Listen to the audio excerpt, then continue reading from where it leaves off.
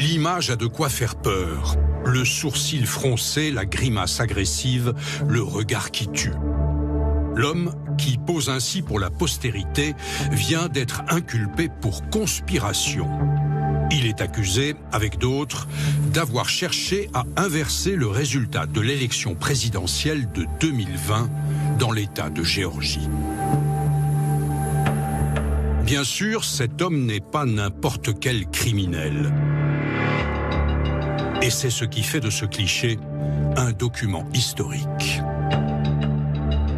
On a un prévenu extrêmement combatif. Il a vraiment l'air d'un taureau qui va se précipiter dans l'arène. Cette photo, elle restera dans les annales. C'est une photo de cinéma. Donald Trump est un ancien président des États-Unis d'Amérique. De 2016 à 2020, il a été l'hôte de la Maison-Blanche, l'homme le plus puissant de la planète. Et il aspire à le redevenir. Ce jour d'août 2023, quand il se présente aux portes du pénitencier de Fulton, en Géorgie, il a préparé son coup. Ce qui se passe ici est une parodie de justice. Nous n'avons rien fait de mal, je n'ai rien fait de mal, et tout le monde le sait. Je n'ai jamais reçu autant de soutien. Trump sait tout le profit qu'il entend tirer du cliché anthropomorphique que les Américains appellent le mugshot. Cette photo, elle résume Donald Trump. C'est-à-dire qu'il est anti-politiquement correct et en fait tout ce qui pourrait l'affaiblir ou ce qui plutôt affaiblirait quelqu'un d'autre, lui ça le renforce. Et Donald Trump en a fait un outil de propagande immédiatement. Posté instantanément sur les réseaux sociaux, floqué du slogan « Never surrender », ne jamais abdiquer, puis décliné en goodies, mugs, t-shirts, porte-clés, autocollants et compagnie, elle lui rapporte en quelques jours 7 millions de dollars. Il est là, si vous le voulez, vous pouvez l'acheter. J'espère que vous vous amuserez bien avec. Les gens l'adorent. Des millions qui viennent gonfler son trésor de guerre, avec lequel il prépare sa revanche.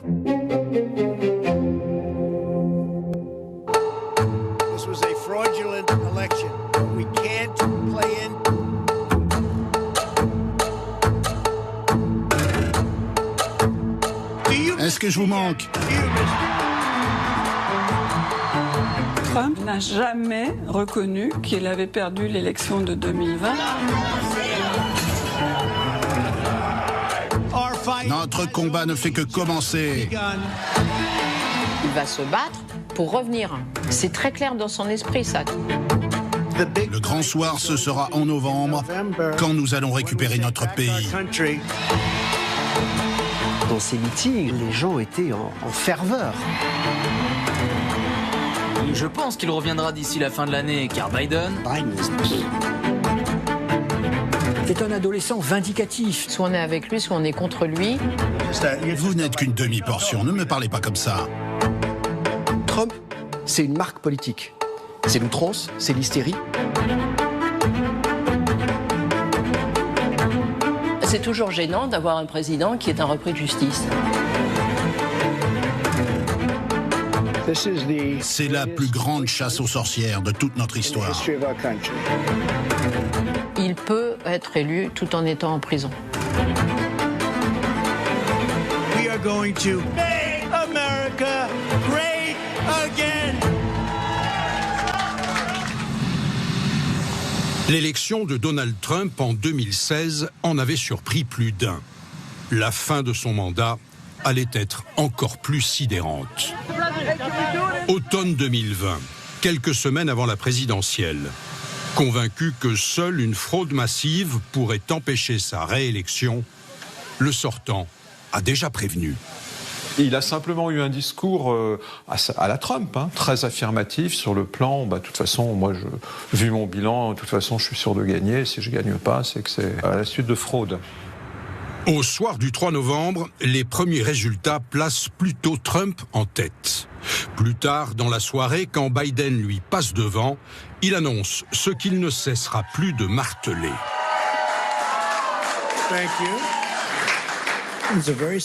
C'est un moment très triste. Pour moi, le moment est très triste.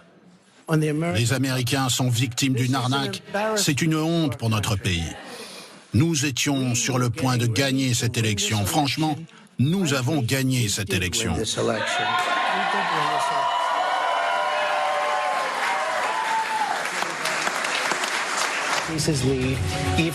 Quatre jours plus tard, l'annonce officielle de la victoire de Joe Biden déclenche des scènes de liesse dans toute l'Amérique et jusque sous les fenêtres de la Maison-Blanche.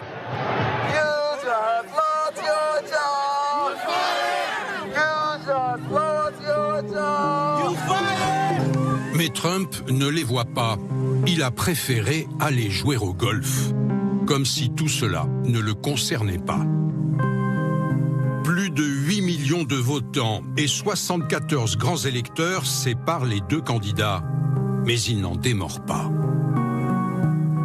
Très vite, ils disent que ce n'est pas possible. Ce n'est pas possible parce qu'explique-t-il, il y a des États qui ont été perdus qui ne peuvent pas être perdus. Et je crois qu'il est sincère dans un premier temps quand il parle de fraude, et des gens autour de lui lui parlent de fraude aussi. Donc il va reprendre cela. Chez les Républicains, il y en a quand même un certain nombre qui disent « bah oui, effectivement, Joe Biden a gagné, et voilà, fin de l'histoire ». Mais du côté des Trumpistes les plus durs, cette reconnaissance de la victoire de Joe Biden ne vient toujours pas. Thank you very much. Je pense que nous allons déposer de nombreux recours, tellement nous avons de preuves. Ça va remonter jusqu'à la plus haute juridiction, sans doute.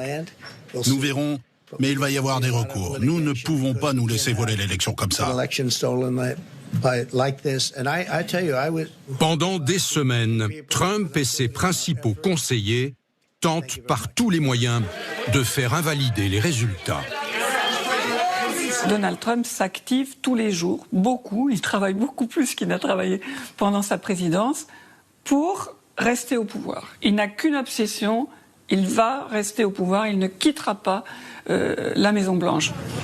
Dans plusieurs États clés, les hommes de Trump font pression sur les gouverneurs pour les forcer à recompter les bulletins.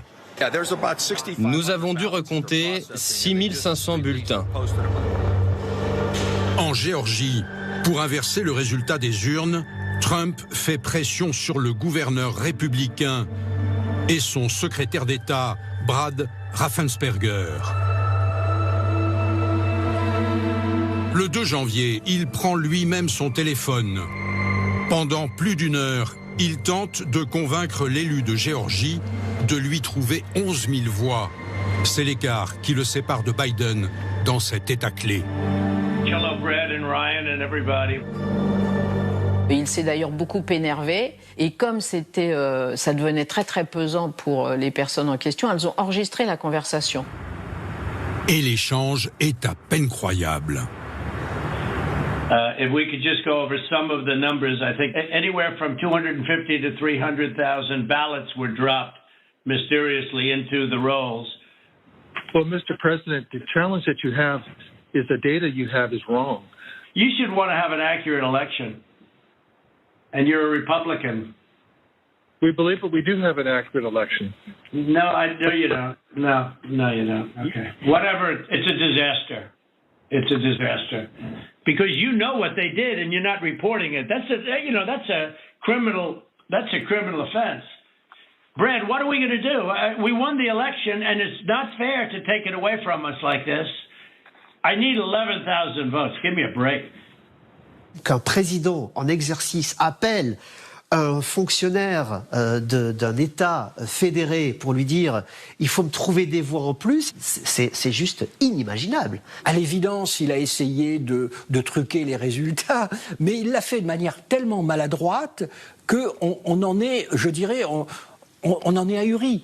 On est vraiment dans la panthère rose, beaucoup plus que dans James Bond, vraiment. Pendant 2 mois, Trump mobilise ses partisans.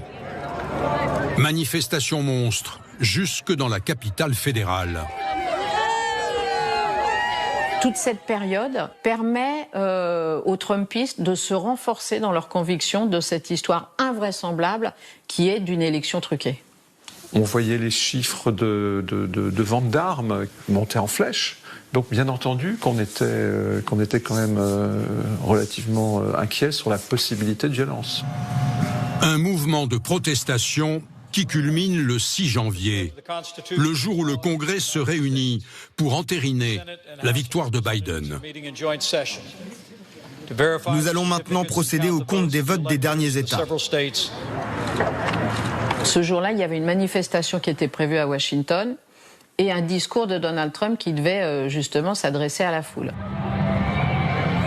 Ce mercredi 6 janvier, le temps est couvert sur la capitale.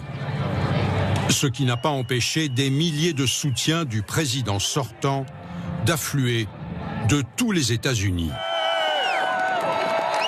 Nombre d'entre eux étaient des gens très pacifistes, c'était des familles, c'était effectivement des gens qui parfois n'étaient jamais venus à Washington.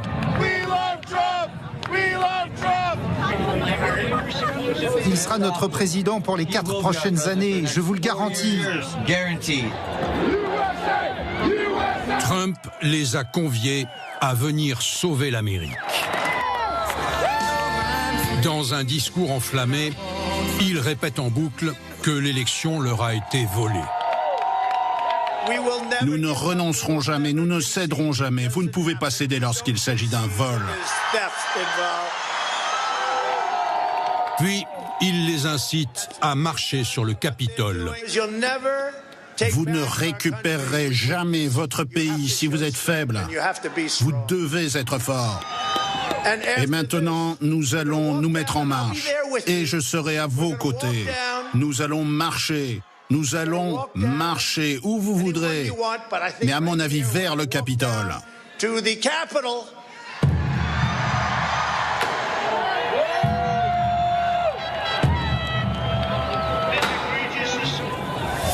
Le discours est incroyable. Enfin, c'est un appel à la force. Il n'y a aucun doute que Donald Trump était décidé à marcher sur le Capitole, comme il l'a dit. Il est monté dans sa voiture, sa fameuse Beast, et il y a eu un conflit dur avec les gardes du corps qui ont dit « Monsieur le Président, non, on n'y va pas ». Est-ce qu'il a imaginé que ça allait se passer comme ça je sais pas. Mais on s'est dit, il a franchi un degré supplémentaire et vraiment rien ne l'arrête. La suite appartient à l'histoire. Nous n'allons pas accepter la tricherie. Nous devons envoyer un message clair au Congrès. Des milliers de manifestants prennent d'assaut le Capitole.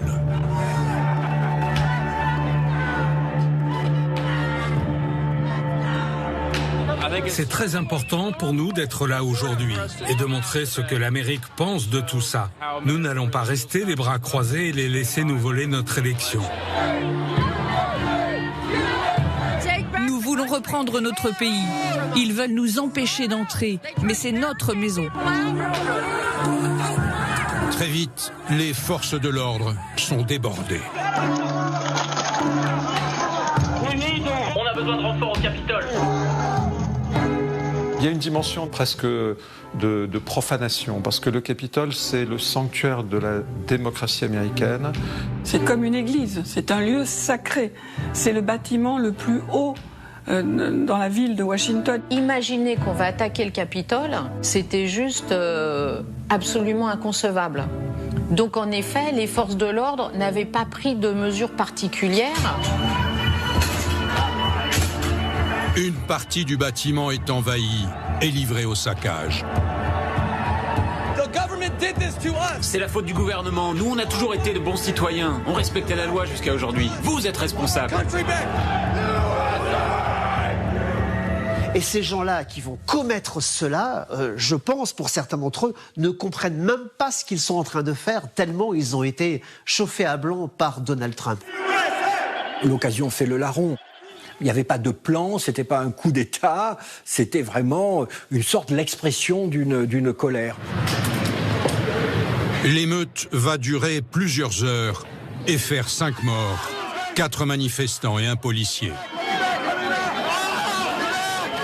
On a assisté à des scènes d'insurrection incroyables, puisqu'ils s'en étaient à quelques dizaines de mètres de Mike Pence ou de Nancy Pelosi, la speaker. Les élus sont paniqués parce que plusieurs pensent qu'ils vont mourir.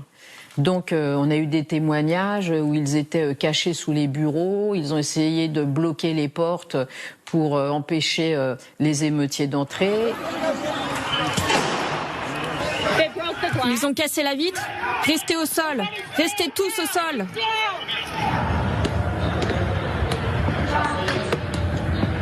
Pendant toute l'après-midi, on attendait le signal de Donald Trump demandant aux manifestants de quitter les lieux. Trump est rentré à la Maison-Blanche. Selon ses proches, il est scotché devant les chaînes d'infos qui retransmettent l'événement, comme hypnotisé par les images d'une insurrection qu'il a lui-même provoquée. Et c'est un homme heureux. Il adore ce qu'il voit. Voilà vraiment des gens qu'il aime. Il doit être assez flatté de voir que ses électeurs sont capables d'aller aussi loin. C'est un personnage qui est toujours au premier degré. On lui avait fait du mal en le privant de son élection. Et ben voilà, c'était bien fait. Incapable de réagir, malgré les pressions de son entourage. Le vice-président, Mike Pence, l'appelle, ses enfants l'appellent, tous les grands élus l'appellent, et il ne répond pas. Mais en même temps, au bout d'un moment, il est quand même obligé de dire arrêtez, et il faut libérer le Capitole. Ce qu'il finira par faire dans un message enregistré en toute fin d'après-midi. Je sais que vous êtes blessé. L'élection nous a été volée. Mais vous devez rentrer à la maison maintenant. Nous avons besoin de paix. La session du Congrès, toujours présidée par Mike Pence, c'est un jour sombre de l'histoire du Capitole. Reprend dans la nuit et finit par certifier les résultats de l'élection du 3 novembre. Joe Biden et Kamala Harris seront le président et la vice-présidente conformément au verdict des urnes.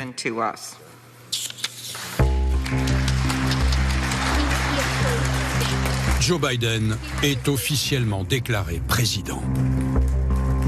On sent que l'histoire bascule, qu'il y aura eu un avant 6 janvier et un après 6 janvier.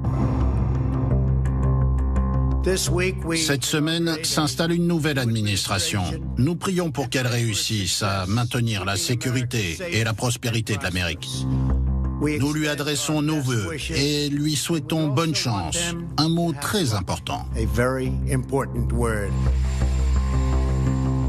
Après avoir souhaité sans conviction bonne chance à la nouvelle administration, Trump quitte la Maison-Blanche presque en catimini.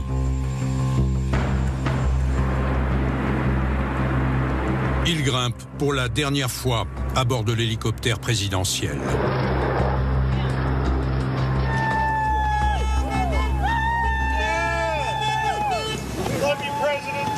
Je suis tellement reconnaissante envers le président Trump pour tout ce qu'il a fait pour nous, pour les travailleurs de ce pays.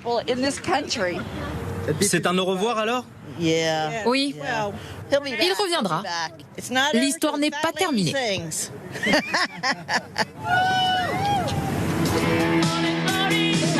Sur la base aérienne d'Andrews, encore un peu de décorum. Ce que nous avons réalisé est incroyable.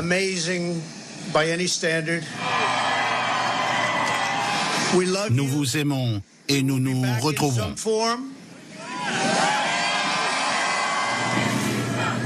Une promesse faite à ses proches et à la poignée de fidèles présents. Puis, Air Force One, le Boeing présidentiel, qu'il emprunte aussi pour la dernière fois, décolle, direction Mar-a-Lago, en Floride. Tandis que les haut-parleurs diffusent My Way, la chanson de Frank Sinatra. Amer, en colère, plus convaincu que jamais d'avoir été victime d'une fraude électorale massive, Trump a refusé de participer à la cérémonie de passation de pouvoir et à l'investiture de Joe Biden, son rival. C'est son vice-président Mike Pence qui assistera à la prestation de serment du 46e président américain. À partir du moment où il ne reconnaissait pas le résultat des élections, il n'avait aucune raison, par sa présence, de participer à ce trucage historique de l'Amérique. Trump a fait un gigantesque bras d'honneur à l'establishment politique. Avec son absence, il a montré aux Américains que toutes les règles de bienséance, toutes les règles établies par l'establishment politique, il pouvait s'asseoir dessus. Ce jour-là, Washington ressemble à une zone de guerre. 25 000 militaires de la garde nationale ont été déployés pour faire face à d'éventuelles manifestations des partisans de Trump.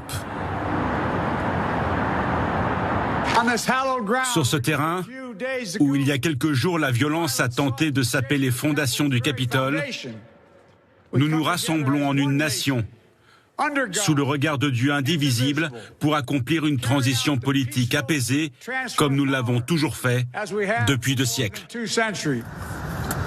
En ce début 2021, l'Amérique aspire à l'apaisement. Mais l'espoir de voir la page Trump définitivement tournée allait être de courte durée. Car le battu refuse de quitter la scène. 6 semaines à peine après son départ de la Maison-Blanche, il est à Orlando devant une convention de conservateurs. Ce que nous avons vécu est unique. Personne n'a eu un tel parcours. Un parcours autant couronné de succès. Acclamé au cri de « On a gagné », il multiplie les allusions à son possible retour en 2024. Je vais continuer à me battre avec vous. Nous allons continuer à faire ce que nous avons toujours fait, gagner. Nous remporterons la victoire et l'Amérique sera plus grande et plus forte que jamais. C'est loin d'être fini.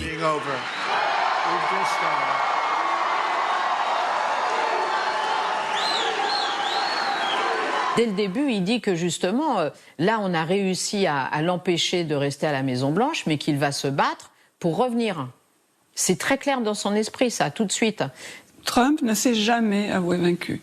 Il n'a jamais reconnu qu'il avait perdu l'élection de 2020 et que Joe Biden est le président légitime. Mais à Washington, personne n'a oublié les événements du 6 janvier. Au Congrès, une commission d'enquête est mise en place. Nous devons chercher les réponses auprès de l'homme qui a déclenché tout ça.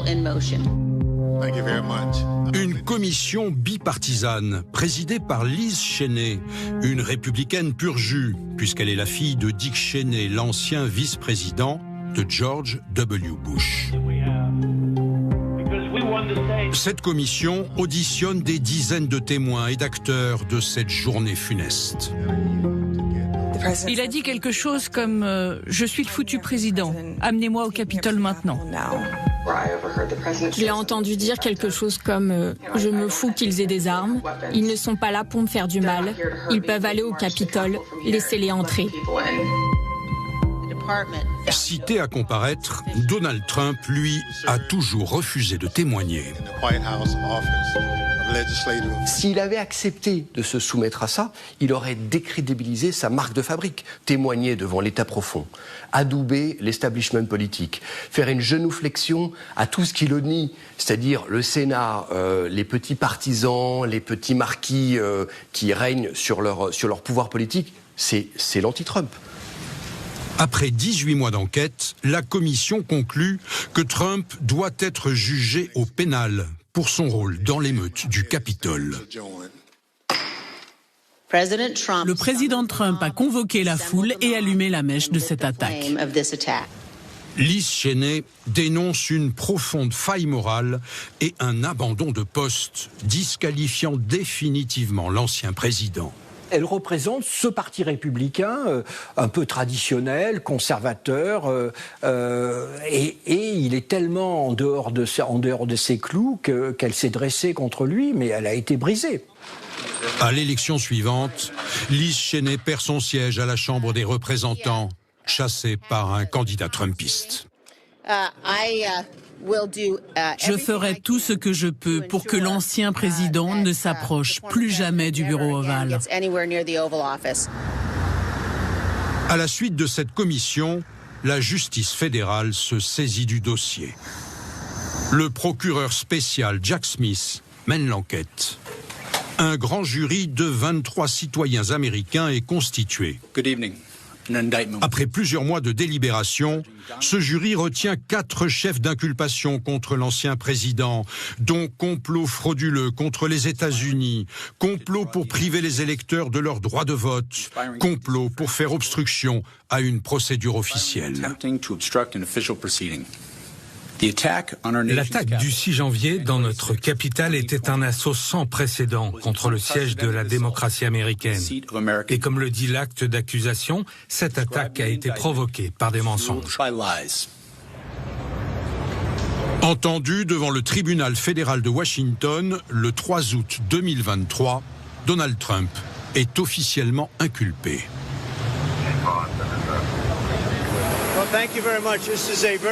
C'est un jour très triste pour l'Amérique. Il s'agit d'une persécution politique contre un opposant. Ça ne devrait pas arriver en Amérique. Mais ce n'est pas la seule affaire à laquelle l'ancien président doit faire face. Les tribunaux l'attendent au tournant dans 4 procès à venir, à Washington, à New York, en Floride et en Géorgie. Au total, il est sous le coup de 91 inculpations. Donald Trump, il a des procès au civil et au pénal. Quand on dit pénal, ça veut dire qu'il risque la prison. Dans la balance, des dizaines d'années de prison et des centaines de millions de dollars d'amende. Autant de rendez-vous judiciaires dont dépend son avenir politique. Toute élection américaine est une bonne série. Mais alors là, celle-là sera encore meilleure que les autres parce que vous ajoutez les tribunaux. En Géorgie, après le coup de fil au secrétaire d'État, l'affaire des 11 000 voix, la procureure du comté de Fulton, Fannie Willis, s'est saisie de l'affaire. Après 2 ans et demi d'enquête, elle inculpe Donald Trump et 16 autres personnes, dont Rudolph Giuliani, avocat et ancien conseiller de Trump. Trump lui-même fait face à 13 chefs d'accusation, dont fausses déclarations, faux documents, pression sur des témoins. L'accusé s'est livré à une entreprise criminelle de racket pour tenter de renverser les résultats de l'élection présidentielle en Géorgie. Trump plaide non coupable. Le procès de Géorgie, c'est certain, aura lieu et lui pourra faire effectivement beaucoup de mal à Donald Trump. La procureure Willis espérait un procès rapide. Mais courant janvier, la procédure tourne au vaudeville. La grande chance pour Donald Trump, c'est que la procureuse elle-même s'est mise dans un état qui est en fait assez hallucinant, puisqu'elle a donné la conduite du procès à son amant. Donc avec l'argent qu'il gagnait comme procureur, il l'emmenait en croisière. Elle dit qu'elle l'a remboursé en liquide, on ne trouve pas trace du liquide. Enfin bref, c'est une histoire qui elle-même est extrêmement fumeuse. Si les 2 procureurs venaient à être dessaisis, la perspective d'un procès s'éloignerait. Si on les disqualifie, ça veut dire qu'il faut trouver quelqu'un d'autre, reconstituer une équipe et qu'on tombera après les élections. Une aubaine pour Trump, qui n'a pas manqué de moquer les 2 tourtereaux qui avaient voulu jouer à riche et célèbre. En Floride, là, c'est l'affaire des documents classifiés que Trump avait emportés avec lui en quittant la Maison-Blanche. Et c'est un crime fédéral. Enquête du ministère de la Justice, perquisition du FBI à Mar-a-Lago. Et les voilà, des dizaines de cartons, découverts jusque dans la salle de bain. Plus de 16 000 documents, dont certains classés top secret. Le type est foutraque. Il les met 13 000 documents officiels qu'il n'utilisera pas à Mar-a-Lago. Et quand il sent que le FBI veut les récupérer, il essaye de les cacher à 20 mètres de là. Donc il ajoute un crime à un autre crime. Ça n'a pas de sens commun. Trump est présenté à un juge de Floride le 13 mai 2023. Il se voit signifier 37 chefs d'inculpation, dont rétention illégale d'informations portant sur la sécurité nationale, entrave à la justice, faux témoignage. Une fois encore, il crie au complot. C'est une persécution politique digne d'un pays fasciste ou communiste. Je suis menacé de 400 ans de prison pour détenir mes propres documents présidentiels, ce qu'ont fait pratiquement tous les présidents. C'est l'une des théories les plus scandaleuses et les plus méchantes jamais exposées devant un tribunal américain. Trump encourt 20 ans de prison. Pas de quoi l'empêcher de fêter son anniversaire, le soir même, dans un restaurant cubain de Miami. Vous êtes prêts? De la nourriture pour tout le monde.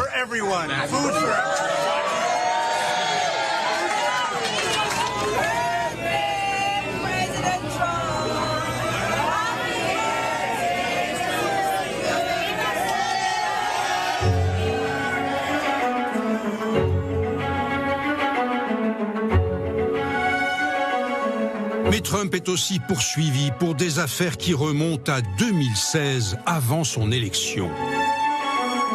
À New York, cette fois-ci, la justice lui reproche d'avoir payé des pots de vin à d'anciennes maîtresses pour prix de leur silence. Dont une ancienne actrice porno, Stormy Daniels. Elle aurait reçu du candidat Trump 130 000 $ pour taire leur liaison. Sur le plan moral, c'est vrai que c'est pas très beau ce qui s'est passé. C'est une actrice de film pornographique. On l'a payée en sous-main pour acheter son silence, ce qui veut bien dire qu'il a dû se passer quelque chose. Le problème, aux yeux de la justice, c'est que ces pots de vin auraient dû figurer dans ses comptes au titre des dépenses de campagne. Comme à son habitude, Donald Trump nie tout. Mais son avocat de l'époque, Michael Cohen, a avoué avoir servi d'intermédiaire. J'ai la copie d'un chèque du compte personnel de M. Trump qu'il a signé après être devenu président pour me rembourser des paiements secrets que j'ai faits pour cacher sa relation avec une star de film porno et empêcher que cela nuise à sa campagne. Ça ne donnera rien. Avec un autre juge, cette affaire aurait été classée depuis longtemps. Je n'ai rien fait de mal et ça a été prouvé. Le dossier est quand même extrêmement douteux dans la mesure où c'est un procureur qui a fait campagne sur le fait de faire tomber Donald Trump. Donc il s'est mis un peu sur le même rang que lui, c'est un politique. Aux États-Unis, la justice, c'est aussi une histoire de gros sous. Toujours à New York, Trump a été condamné dans un procès au civil à payer la somme colossale de 455 millions $. Il était accusé d'avoir menti sur la valeur réelle de ses biens immobiliers, dont la Trump Tower, pour obtenir des prêts bancaires à des taux avantageux. La procureure Laetitia James est affreusement corrompue. C'est de l'ingérence électorale. Si je n'étais pas candidat, ce truc n'existerait pas. Aucune de ces procédures contre moi n'existerait. Et j'aurais une vie peinarde. Trump a fait appel. Et il conserve son sens du business. 2 jours après sa condamnation, le milliardaire a dévoilé son nouveau produit dérivé, des baskets dorées, siglées du T de Trump. C'est un truc dont je parle depuis 12 ou 13 ans et je pense que ça va cartonner. Les gens adorent, ils adorent ce que j'ai fait. Regardez, c'est vraiment un bon plan. That's the real deal. That's the real deal.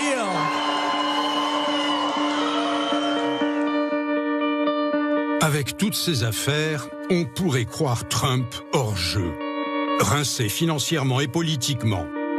En réalité, c'est tout le contraire. Ça le renforce systématiquement. Les sondages augmentent à chaque fois qu'il a des problèmes avec la justice. Chacune de ses apparitions devant les tribunaux Et l'occasion pour Trump de dénoncer une chasse aux sorcières et d'accuser Joe Biden d'être à la manœuvre. C'est ridicule. C'est un juge démocrate, un homme de main. C'est ridicule. Les gens qui sont pour lui se disent, eh ben voilà, c'est une preuve supplémentaire. C'est pourri de démocrates, c'est comme ça qu'ils s'expriment, cherchent tous les prétextes possibles pour essayer de l'abattre. Donc oui, il y a cette épée de Damoclès judiciaire qui pèse sur Donald Trump. Mais il en a fait un formidable outil politique de mobilisation électorale. À chaque fois, il se présente. Pourquoi ? Parce que les journalistes, bien sûr, venaient s'intéresser. Lui, il devait se dire, ah mais finalement, c'est une publicité. Rien que pour 2023, ses frais d'avocat s'élèvent à 50 millions de dollars. Mais le milliardaire n'a pas mis la main à la poche. Ce sont ses partisans qui ont payé. Ces comités d'action politique chargés de collecter les donations de ses supporters, notamment des petits donateurs. Les petits donateurs, ils défendent la justice. Ils défendent l'homme dont ils pensent qu'il a gagné l'élection en 2020. Donc il leur semble normal de contribuer à sa défense et à ses équipes d'avocats. Car la base du Parti républicain lui est plus que jamais acquise. 70% de ses électeurs restent convaincus que l'élection de 2020 leur a été volée. Trump a gagné l'élection et largement. Donc c'est normal que les gens continuent à soutenir quelqu'un qui gagne largement. Qui sont-ils, ces Trumpistes irréductibles ? C'est une Amérique masculine, blanche et chrétienne qui considère qu'elle est en train de perdre le pouvoir. C'est ce qu'on appelle de manière un peu méprisante, moi j'aime pas du tout cette expression, mais le petit blanc qui s'est senti exclu et oublié parce qu'il avait l'impression que c'était les minorités qui finalement intéressaient la classe politique américaine et surtout la classe politique démocrate. Trump est le premier depuis longtemps à nous parler, à nous dire « Je me souviens de vous, vous existez ». Il est le premier à avoir envoyé des chèques aux familles qui perdaient leur emploi avec la pandémie. Il a fait beaucoup pour combattre le chômage. Et c'est ça qu'il a su capter. Il a su capter la révolte de 30-35% d'Américains contre un système politique. Ils veulent renverser une table à laquelle ils pensent ne plus avoir accès. C'est une autre vision du monde. Et alors ça s'alimente par la peur du déclassement, par la peur de l'immigration, la rapidité du changement de la société américaine. Anti-avortement, pour les armes, pour Dieu, pour Trump. Voilà nos convictions. Souvent peu éduqué, l'électeur de Trump vit dans une réalité parallèle. Voilà la solution au problème. La solution finale est juste ici. Ils ne s'informent plus que par les réseaux trumpistes. C'est-à-dire ils vont sur Internet, ils vont sur tous les réseaux sociaux. Qui les enferment au fond dans beaucoup de fake news et d'où il ressort toujours que Trump est le héros qui va les sauver. Pour s'adresser à eux, Trump n'utilise pas les médias traditionnels, les grands journaux considérés comme vendus à la gauche. Son arme, ce sont les réseaux sociaux. Donald Trump tweetait tous les jours. On se levait le matin, première chose qu'on faisait, c'était aller sur Twitter pour vérifier quelle avait été la déclaration de la nuit. Aujourd'hui, il a un usage plus modéré des réseaux sociaux, mais c'est quand même un conduit et un vecteur qui lui permet de parler directement à sa base électorale, et donc de mettre une proximité avec lui. Avec son slogan « Make America Great Again », emprunté au Reagan des années 80, Trump lui a donné un cri de ralliement. We are going to make America great again.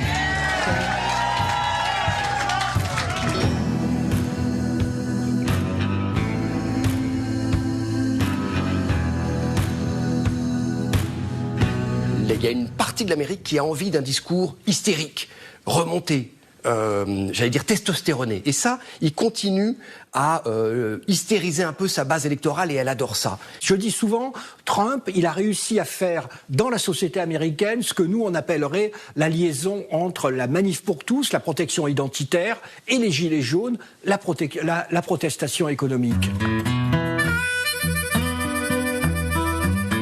Mais Trump a fait plus fort encore. Avec ses affaires à répétition, ses outrances, son bling-bling, le champion des MAGA a désinhibé l'Amérique.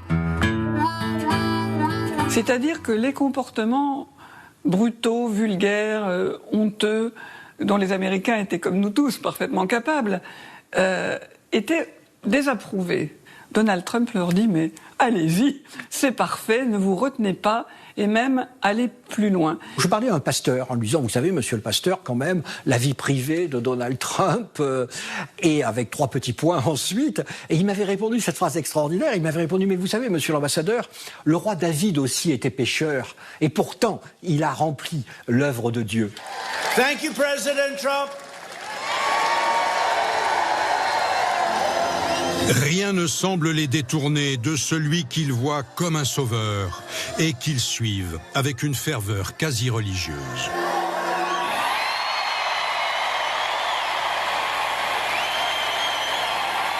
Il m'est arrivé d'assister à des meetings de Donald Trump. Et pour des gens comme nous, ce qu'il dit n'a aucun sens. Il fait des phrases qui sont incohérentes, on ne voit vraiment pas où il veut en venir. Il se répète, mais vous sentez que l'assistance vibre. Il n'y en a pas un qui m'a dit « on aime sa politique ». Pas un. Mais tous m'ont dit « on l'aime ». Vous voyez, c'était les tripes qui parlaient, c'était pas le cerveau.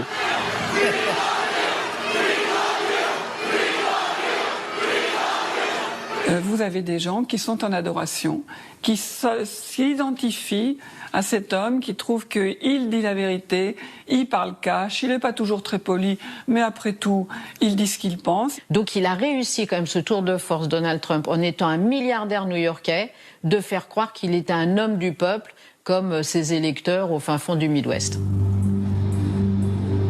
En 2022, pourtant, Trump essuie un échec. Aux élections de mi-mandat, ses candidats mordent la poussière, jugés trop radicaux par ses électeurs. Et si les démocrates de Joe Biden perdent la majorité à la Chambre, ils la conservent au Sénat.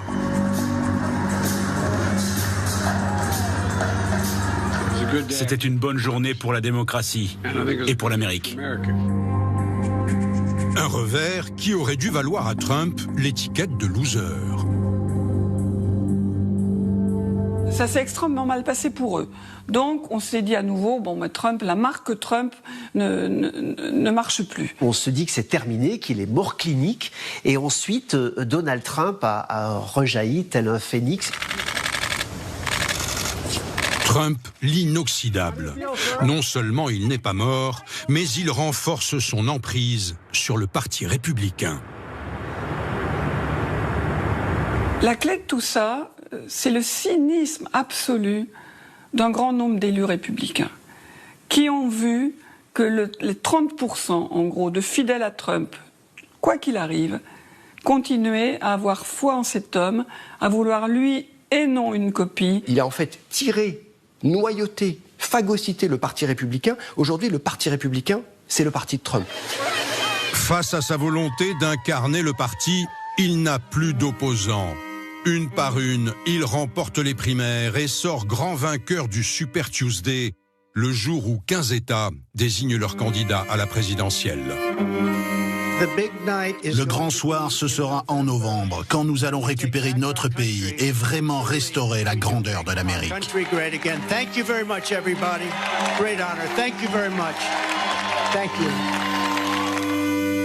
Son principal opposant, Ron DeSantis, a vu ses espoirs se perdre dans la neige et le froid polaire de l'Iowa.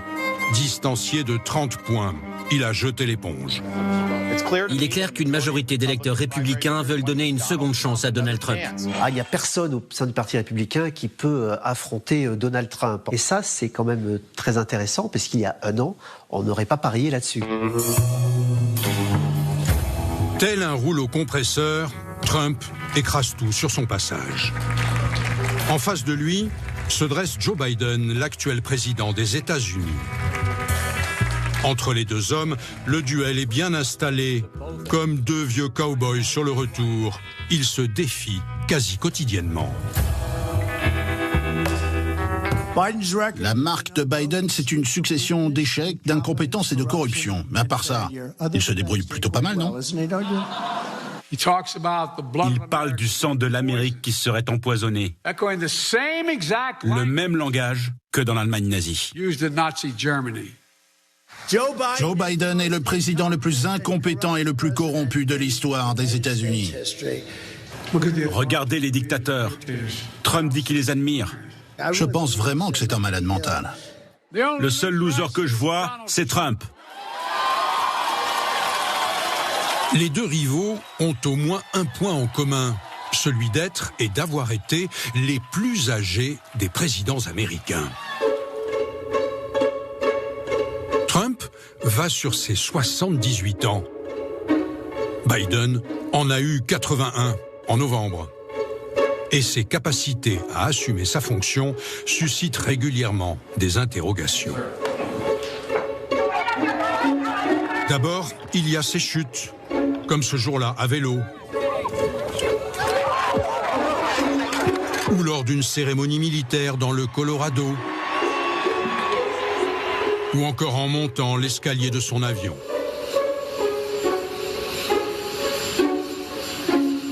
Et puis, il y a ses bourdes, comme lorsqu'il confond l'Ukraine et l'Irak.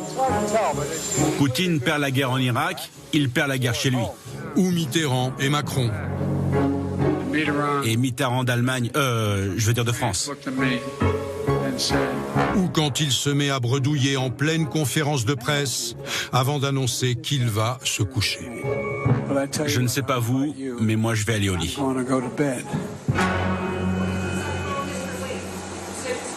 Quand je parle avec les Américains, des démocrates, tout le monde me dit il est trop vieux. Il est trop vieux. Ils le savent. Ils sont effondrés à chaque petit dérapage de Joe Biden. Donc ça lui donne une image quand même très affaiblie par rapport à Donald Trump qui est quand même une bête de scène.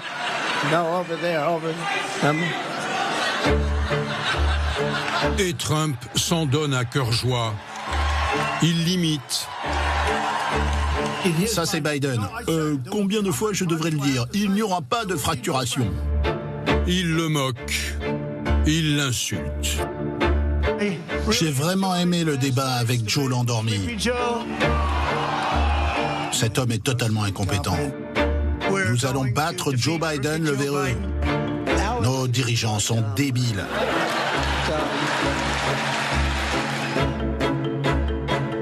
Ce qui arrive à Joe Biden est d'une injustice incroyable. Il nage, il fait du vélo, ça a été un sportif toute sa vie, il est capable de tenir une campagne. Gaffes et faux pas sont repris et diffusés en boucle dans des clips réalisés par les équipes de propagande de Trump. This is Joe Biden's America. Failing, weak, but one man, one movement can change all that for us. Put America. Trump, là-dessus, a été un virtuose pour arriver à faire passer son discours et il faut voir si Biden arrivera à se relever de ces attaques. Mais la campagne de Donald Trump ne se résume pas à ses imitations de Joe Biden. Celui qui se revendique populiste sait mieux que personne surfer sur les peurs de l'Amérique. Il a repris ses thèmes de campagne de 2015-2016, à savoir ce qui marche, l'immigration. Il y a une immigration à la frontière mexicaine, effectivement, qui est très importante. Madame, partez tout de suite.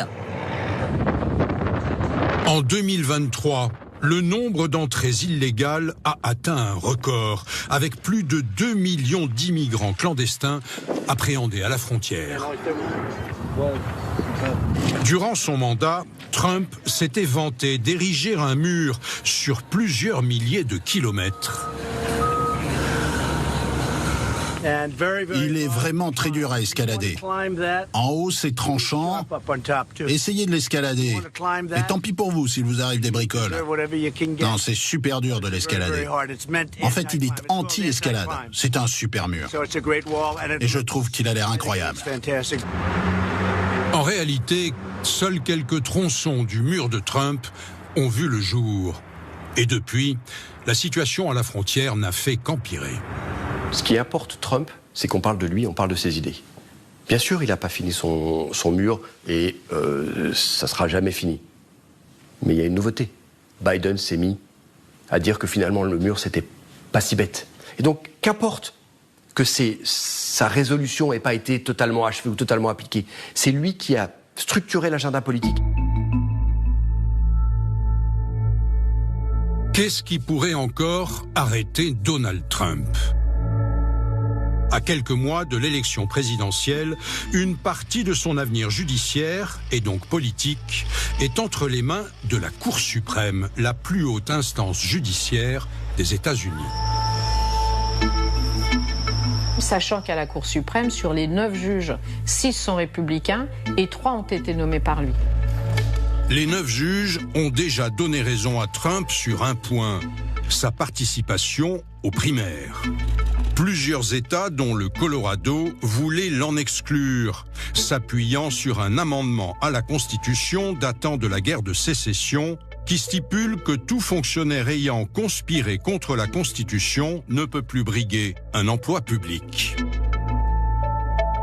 L'autre question soumise à la Cour suprême est: Trump peut-il bénéficier de l'immunité pour des faits commis alors qu'il était président ? De la réponse dépend la tenue du procès que lui intente l'État fédéral pour son rôle dans l'insurrection du 6 janvier. Dans ce pays, le président doit avoir l'immunité, sinon il ne pourra pas travailler. S'il est prouvé que finalement il a quand même lancé un appel à l'attaque contre le Capitole et que donc c'est effectivement une rébellion et une tentative de sédition, là on peut l'empêcher de se présenter. Mais en dehors de ce cas de figure très précis, il peut être candidat à l'élection présidentielle et être élu tout en étant en prison.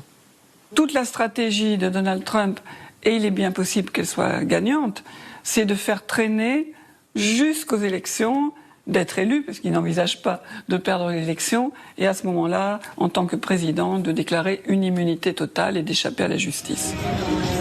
Quelle que soit la décision de la Cour suprême, elle risque de diviser encore un peu plus les Américains. Il y a aujourd'hui 2 Amériques qui ne se parlent plus. Et vous avez 2 mondes qui s'ignorent. Mais les Américains eux-mêmes ne veulent pas se rassembler aujourd'hui. Les républicains veulent vivre d'un côté, les démocrates veulent vivre de l'autre.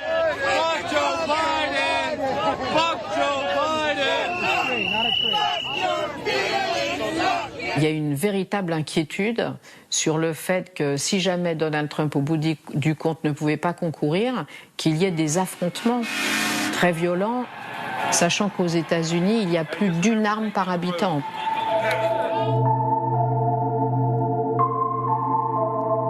L'élection présidentielle aura lieu le 5 novembre prochain.